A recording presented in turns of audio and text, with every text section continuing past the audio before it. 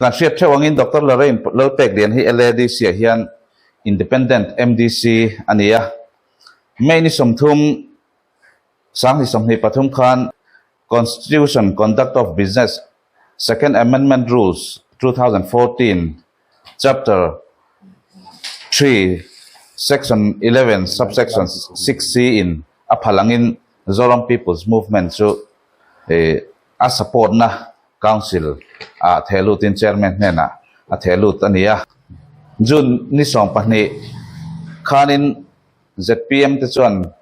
Longtlai East constituency a ding turatan candidate turin an puanga hemi wang hianin ZPM party candidate alo ni na hianin alo ni don taka chuan tin dana bo chiani tin anon puah ta chuanin engwangin nge he dani bo chi ta wangin MDC tang hianin disqualify ni lo chan tur ron sawifiah ron thelu dro ti lekha dong ania chu he an lekha ron pek enge anon pu na dan bo chi anon pu na takhi dan bo chian na ni rengem ti hi mi pui hriata ron puan zar kan duwa heng an ron dan lo chan MDC ni na tanga bana ni lo tur chan in sawifiah tur hriat tirna so cost na ti samu hi dan hoi hian dikrengem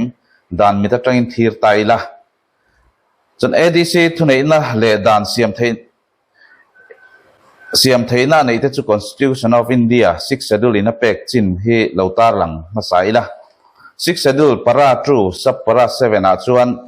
district council chuan governor pompuina a rules siam thei ani thuatar langa 6th schedule para 3 atarlan china hian ADC chu dan siam theihna power pek ani khangkha tan para 6th schedule para 3 a khanin kan en chuanin ADC tena thuneina an nei chin danina thuneina apek chin akha tarlan ania kan han chiar chokle thok thokanga chungte chu forest reserve area pon lam a ram impact chungchang le ram mandan chungchang tiania helai po hianin forest reserve area pona ram impact chungchang atia transfer ero chu aphal lawa transfer of land hi chumi chu phal lo ti chu nge danin he ADC ten danan lo siam be ro chu rem ti lawa Mizoram land law sai ro chu na omani chu rai chu kan han sai zau than ni sela chun panhina chun agriculture ma son na turata na tui kong siam le lak dan chungchanga te lo nei dan turaram che chungchanga chun pathumna chun khothar din chungchang le enkol tur ruat chungchanga le chumi te thunei na tur chungchanga hian thunei na an nei boka chun thingtlang le khopuin enkol dan tura mi pui hrisel na le thiang rim na faina chungchanga te thunei na nei boka chun sub village thobok a khotlang enkol tu tur chief emo headman ruat chungchanga heng hi alar vak to lawa tui ku khua ti mai la tong moi lo ni lo se bru ho khothen khata hianin an lom zeu zewa chu tianga head chairman an tiang chi te hi an la om ve thin khang chungchanga pakhan thunei na aneya chon ro in khom dan chungchanga hianin dan an siam thei boka no pang bernge upa bernge te customary law hi an hemi chungchang thunei nan neya nupui pasal nei le in then chungchanga henga te hian dan customary law thaukha heng thunei nan nei boka ten an mani huam chunga nam dan customary law siam chungchanga te hian dan siam turin thunei na Constitution of India chuana pe a hemi pialama thunei na te hi 6th schedule noya thunei na nei turin Constitution chuan power ADC te hi apelawni Constitution of India para true Constitution of India 6th schedule para true sub para 6A a chuanin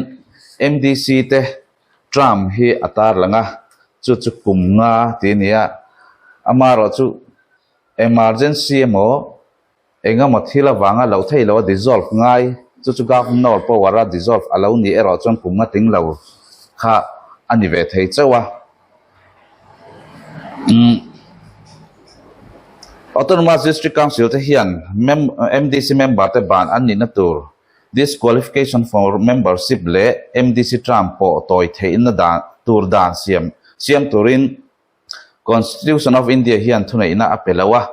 6 schedule para 3 atara na bak dan siam turin thunei na an nei lo ni District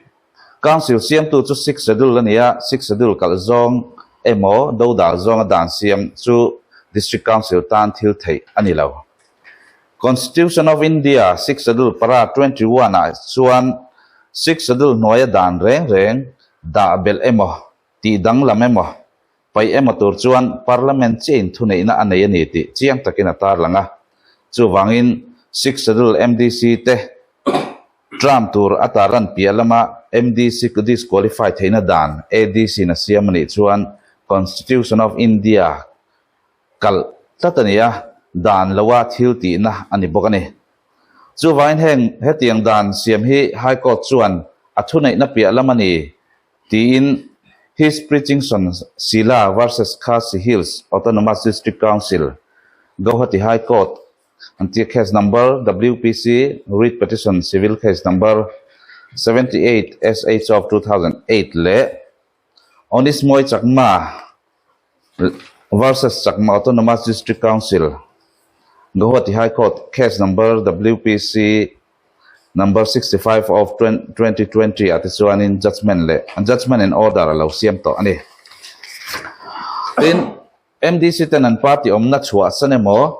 independent MDC ten party an zoma wanga ban an ni theina tur hi dan imha na tur Constitution of India hian ala omlo wangin 125th Constitution of India Amendment Bill 2019 chu tuna hian parliamenta pudlu tonin ngai to amek alani chawa ataka man thei tur chuan he bir hian kong thui tak zo tur alanaya atakram thlenglo thei po ani thobok Dr. Lorraine Lalpek lian chinza MDC atanga pai chu antumna point hi Constitution of India kaltlat ania ani ti achunga kan taran atang hian achiang hlea chuti chungchuan Dr. Lorraine Lalpek lian chinza hian LADC CCB rules in lam mai la te chu za tak chungin CCB rules in aphal ang thlapin ZPM hi a supporta Longtlai East Assembly constituency atanga ZPM MLA candidate turatana puan ania wanga MDC atanga paitumna lo om hi MNF kai shwai solkara hian dan ang nilau puah ro rel na kalpui an shelo zia tilang chiam hea ZPM chuan kan ngai ni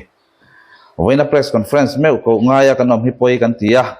amai ro chu mi puiten thu di kan hriat hi trul kan ti box hi wangin lo thei loin press conference kan han kota ania kan lo me